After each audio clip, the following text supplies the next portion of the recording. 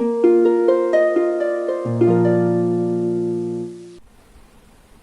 students, this is the 10th part of Unit 2 lecture for class 12th, and in the last part, that is part number 9, I explained you about the 4 types of numericals.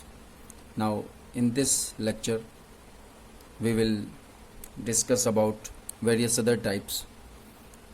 Now let's start with the type number 5.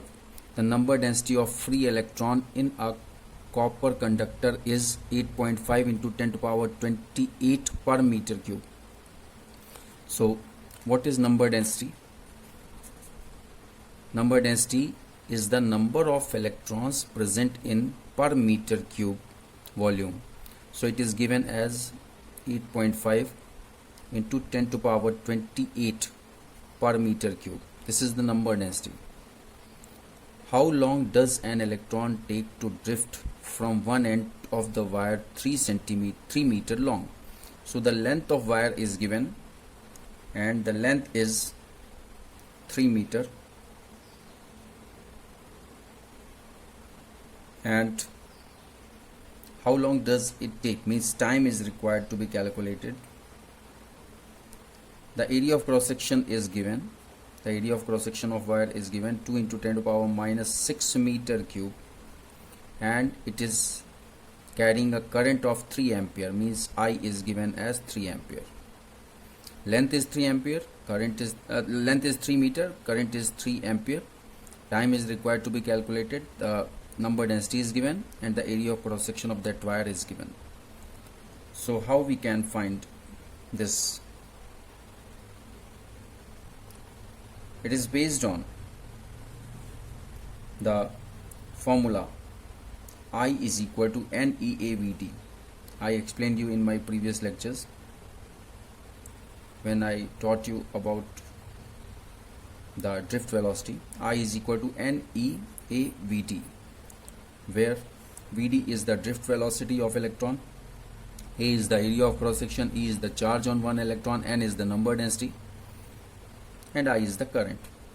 So I is given, N is given, E we know 1.6 into 10 power minus 19 coulomb, A is given, and what is required to find out?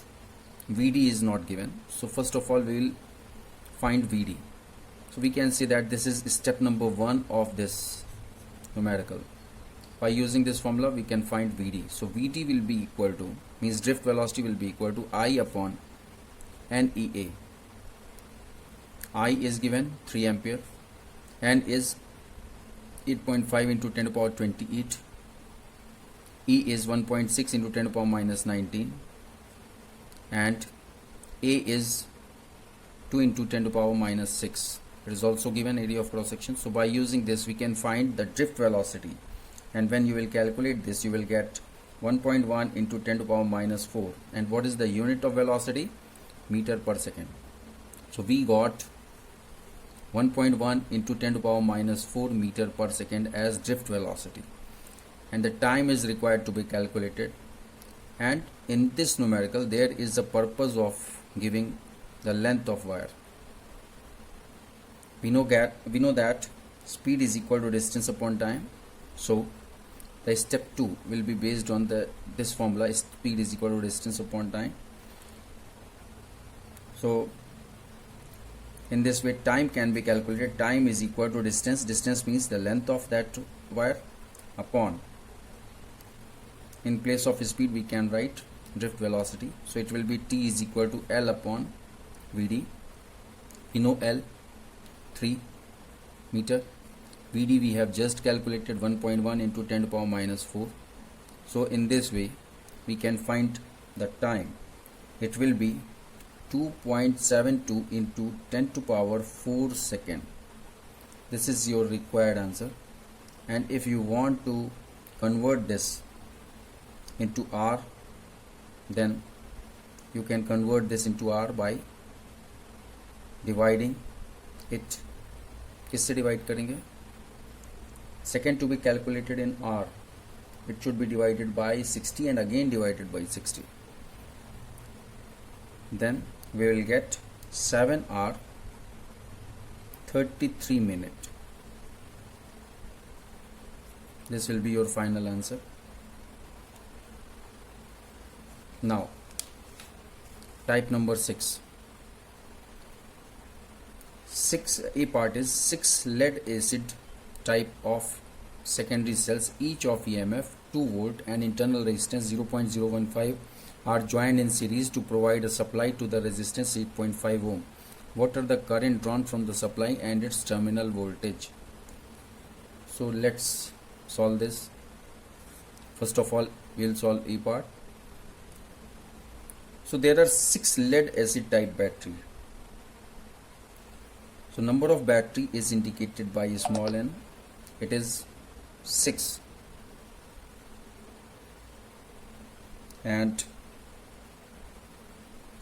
internal resistance of each battery is given as 0.015 ohm. Are joined in series and each have EMF 2 volt. Each have EMF 2 volt is, it means EMF of one cell is 2 volt. They are joined in series. Okay तो आप इसको ऐसे imagine कर सकते हैं कि 1 2 3 4 5 6 इस तरह की 6 बैटरीज हो गई. हर बैटरी का इंटरनल रेजिस्टेंस 0.015 है. हर बैटरी का EMF 2 वोल्ट है और इस तरह की 6 बैटरीज हैं. ये चीज़ क्लियर हो गई. What to provide the supply to a resistance of 8.5 ohm, मतलब 8.5 ओम रेजिस्टेंस, एक्सटर्नल रेजिस्टेंस आपका लगा हुआ है. दिस इज गिवन एज 8.5 ओम. अब देखिए क्या होता है. इसमें आपको पता करना है current drawn from the supply and its terminal voltage.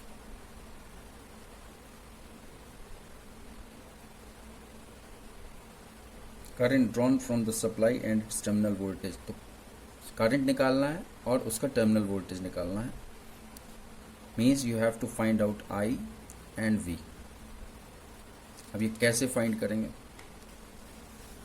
हमने आपको थ्योरी में बताया था when cells are in series. जब सेल्स सीरीज में कॉम्बिनेशन किया जाता है तो एक फॉर्मूला मैंने आपको बताया था करंट निकालने के लिए. I is equal to NE upon R plus NR. ये आपको याद होना चाहिए फॉर्मूला जब सेल्स सीरीज के कॉम्बिनेशन में लगाए जाते हैं. तो इसका यूज करके हम करंट निकाल सकते हैं. I is equal to in place of n की जगह हम क्या रखेंगे 6. E आपको दिया हुआ है 2 वोल्ट, N6 है, E 2 वोल्ट है, इंटू 2 अपॉन R आपको दिया हुआ है 8.5 ओम. दिस इज 8.5 इंटू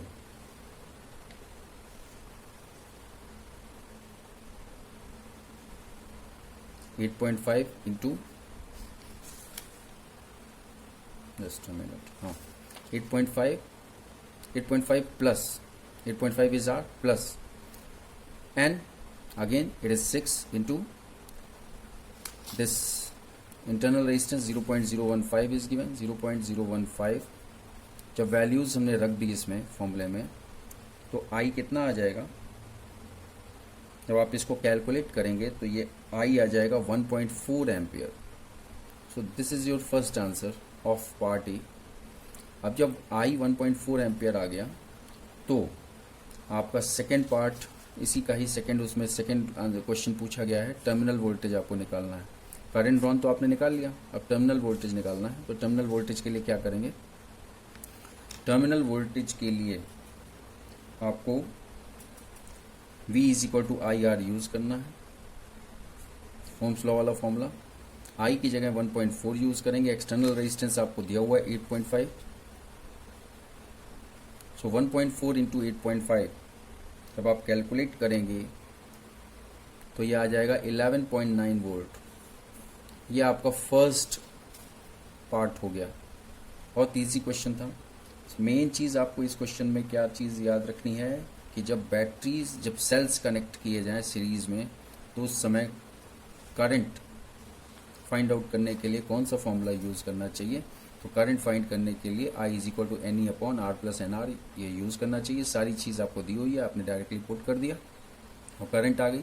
उसके बाद टर्मिनल पोटेंशियल के लिए आपको, टर्मिनल वोल्टेज के लिए आपको V is equal to I R use करके, जब आई आ गया तो एक्सटर्नल रेजिस्टेंस आपको दिया ही हुआ है क्वेश्चन में, मल्टीप्लाई करके 11.9 आ गया। अब देखिए इसका बी पार्ट, इसका बी पार्ट बिल्कुल उसी तरह से है जो मैंने टाइप 1 आपको बताया था, एनसीईआरटी का पहला क्वेश्चन, उस बिल्कुल आइडेंटिकल है ये वाला, इसका ये वाला पार्ट। अब ये कैसे, मैं फिर से आपको बता देता हूँ। B part, B part is, according to B part, a secondary cell after a long use has EMF of 1.9 volt and a large internal resistance 380 ohm.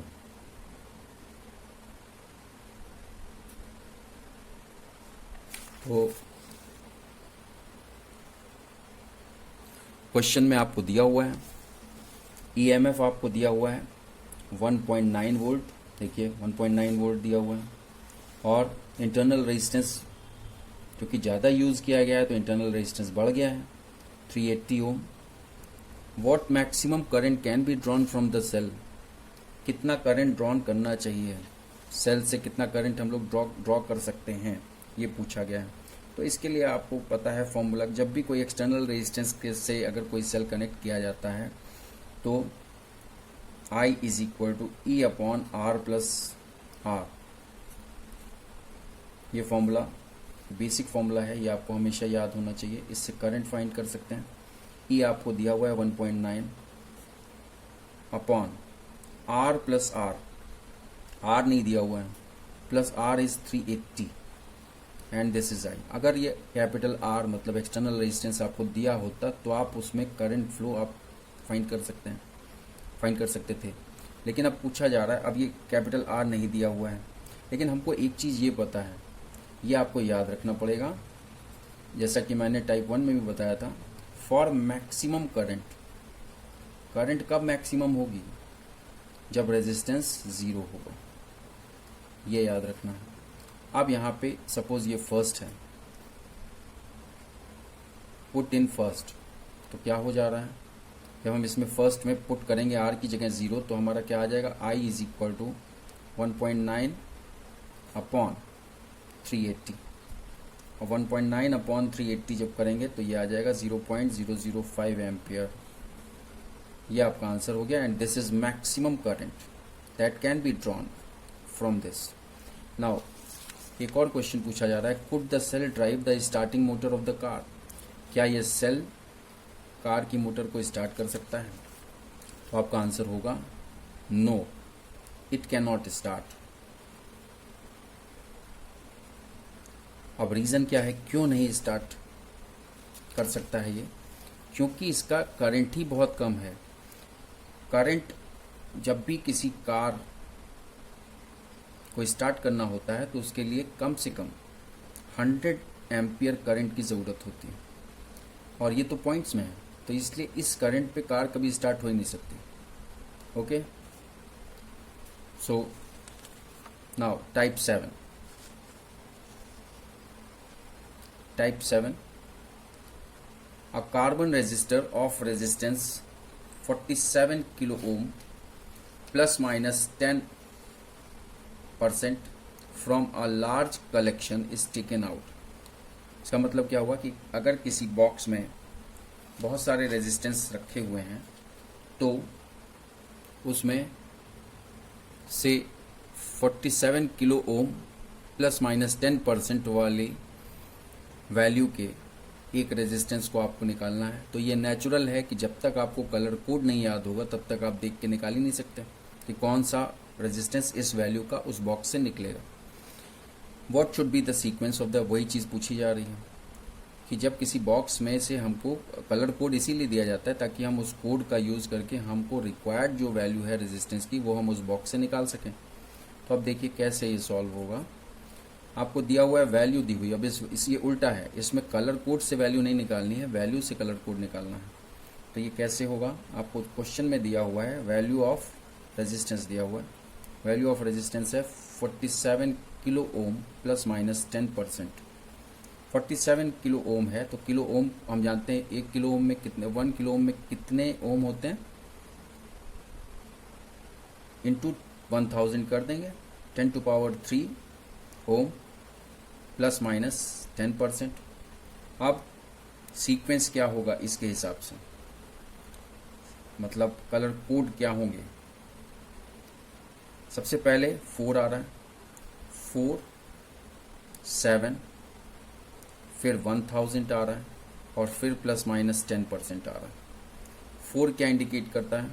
4 indicate करता है, आप अपनी टेबल जो मैंने आपको थ्योरी में पढ़ाया था, टेबल समझाई थी, उसको आप फिर से रेफर कीजिए, ये याद होनी चाहिए टेबल। 4 इंडिकेट करता है येलो कलर, 7 इंडिकेट करता है वॉयलेट कलर, 1000 जो पावर है वो इंडिकेट करता है ऑरेंज, और जो 10% है ये इंडिकेट करता है सिल्वर, टॉलरेंस।